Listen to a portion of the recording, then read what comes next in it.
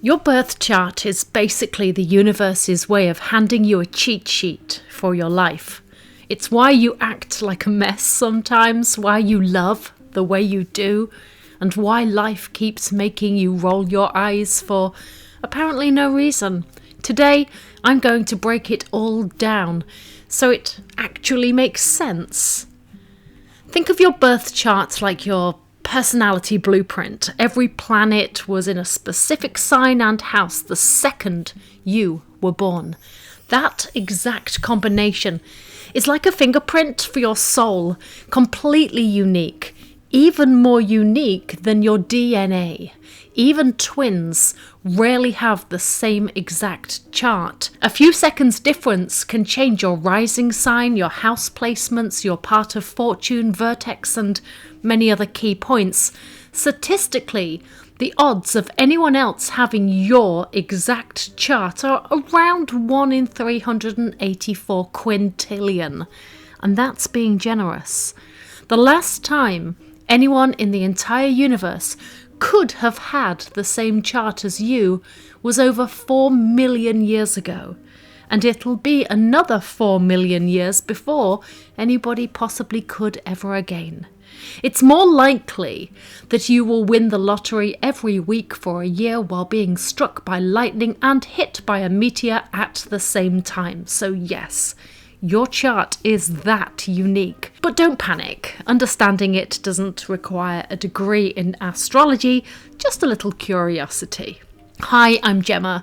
On this channel we break down astrology, we do tarot tutorials, and I also do spells and other witchy stuff, and I attempt to explain cosmic chaos so it actually makes sense. If that sounds like your jam, please do consider hitting the subscribe button. It's completely free and it really helps me out a lot. Okay, let's talk planets, because in astrology, planets are basically the who does what in your life story. Your sun sign is the main character. It's who you are at your core. I'm a Gemini sun, for example, curious, talkative, and a little all over the place. Your moon sign is your emotional life, your instinctive self. It's what you hide from others, unless they know you very well. I have a Virgo moon, so secretly I like order and routines and lists and judging myself for not having my life together every day. Your Mercury sign is communication and thought patterns. It's how you talk, it's how you think. Mine is Mercury in Taurus, so I take my time to speak and to think things through. You can't rush this brain. Your Venus sign is how you love and what you value. Mine is in Aries, so I go after what I want directly, no tiptoeing. Romantic aggression, basically. Don't judge me. Your Mars sign is your energy, your drive, your ambition. My Mars is also in Aries. I start things impulsively and then I get bored halfway through, guilty as charged. Did you see what I did there? Instead of giving you a confusing chart full of strange symbols and numbers, I just told you how each planet shows up in daily life. You can imagine your chart as a movie. Planets are characters, signs are their costumes, houses are the sets where the action happens. The sun is your main character, the moon is your sidekick that keeps things real, Mercury is the narrator, Venus is the love interest, and Mars is the guy who kicks down the doors and gets everybody into trouble. Once you start thinking like this, your chart stops being this arbitrary wheel of symbols and it starts to feel like a story about you. Take my chart as an example. I move through the world like a curious explorer, always chasing new ideas and conversations, Sun in Gemini. But underneath that restless energy, there's a part of me that analyses every little feeling, quietly critiquing myself for not having everything perfectly sorted moon in Virgo. I process the world slowly and deliberately, thinking things through before I speak or act, Mercury in Taurus, which sometimes clashes hilariously with my bold and impulsive love life. I dive in head first, ready to fight for what I want, Venus in Aries. My drive is fiery and urgent. I start projects with enthusiasm and then I get bored halfway through and leap onto the next shiny thing, Mars in Aries.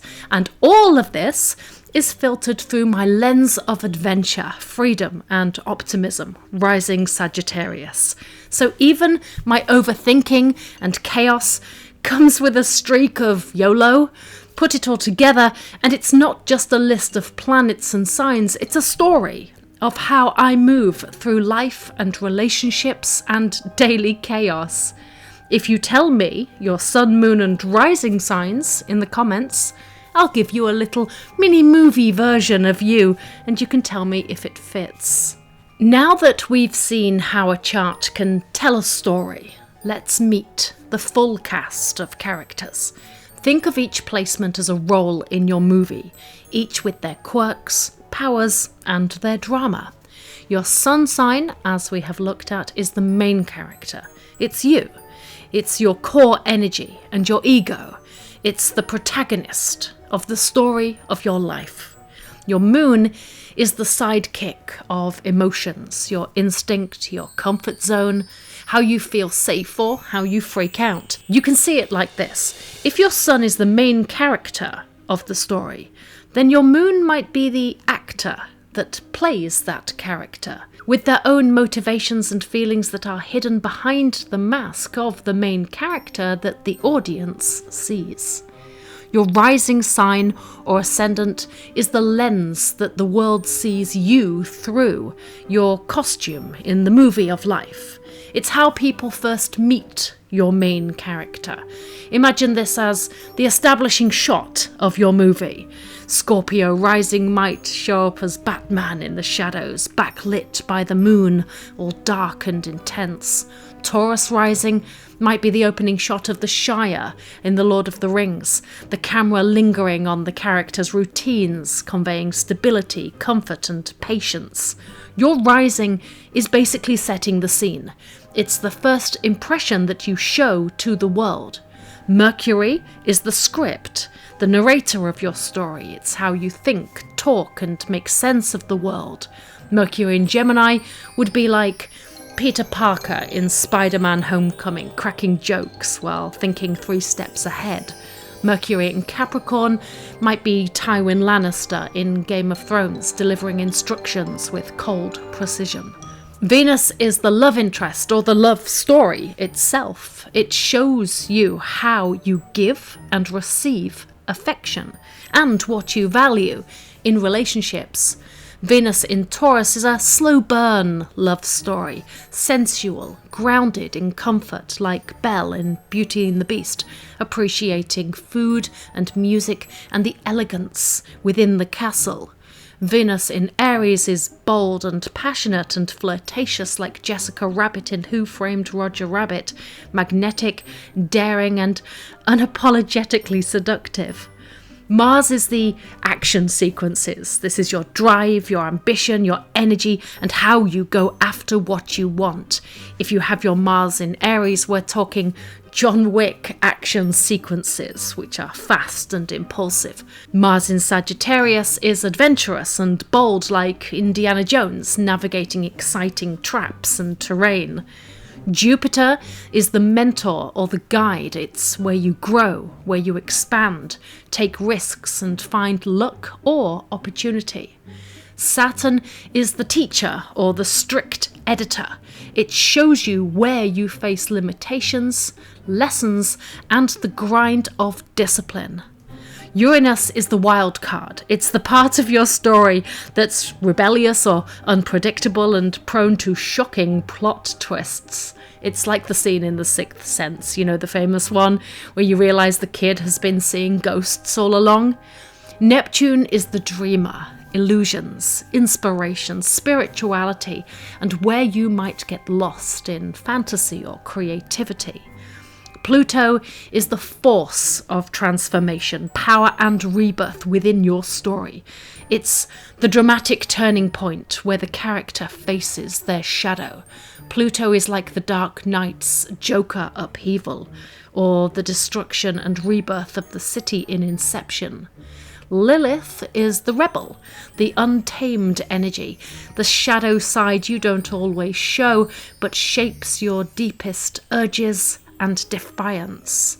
And your North Node is the compass, or the quest. It's where your story is meant to evolve, grow, and challenge you, your soul's next chapter. If your North Node is in Gemini, your quest is about curiosity and communication and learning to embrace multiple perspectives. If it's in Aries, your quest is about courage, independence, and taking action for yourself. Think of all of these as characters and themes in the movie of your life. Some are heroes, some are villains, some are the comic relief, but all of them shape the plot, the drama, and the chaos that makes your story uniquely yours. Here is a fun way to make your birth chart more accessible and more alive. You can find your chart online. There is a million different birth chart calculators available, just a quick Google search away. You can feed that information into OpenAI, and then you can generate your very own story, like your cosmic biography, the whole epic saga of you. I've written a prompt for you. You can copy and paste that. Add your own placements.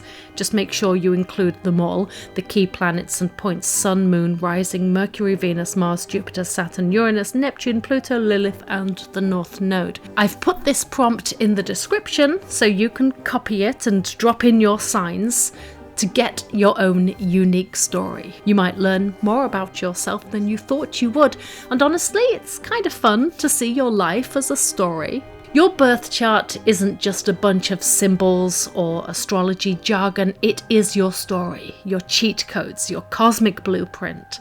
Once you start seeing it as a story, instead of a wheel of planets, everything slowly starts to make sense. Patterns, habits, why you love, why you get frustrated, it's all there. So, notice your planets and laugh at yourself a little, and yes, blame your Mars sign for all the chaos, because your chart is yours and yours alone. And honestly, it's kind of amazing when you start studying this stuff. You can consider this video your first step. This is an introduction to the cosmic movie that is you. In upcoming videos, we're going even deeper. We'll be looking at individual placements and what they really mean, so you can start to understand your chart on a whole new level. If you enjoyed this breakdown, hit subscribe, leave a comment with your sun, moon, and rising, and let's turn your chart into its own mini movie, because this is just the beginning of this series.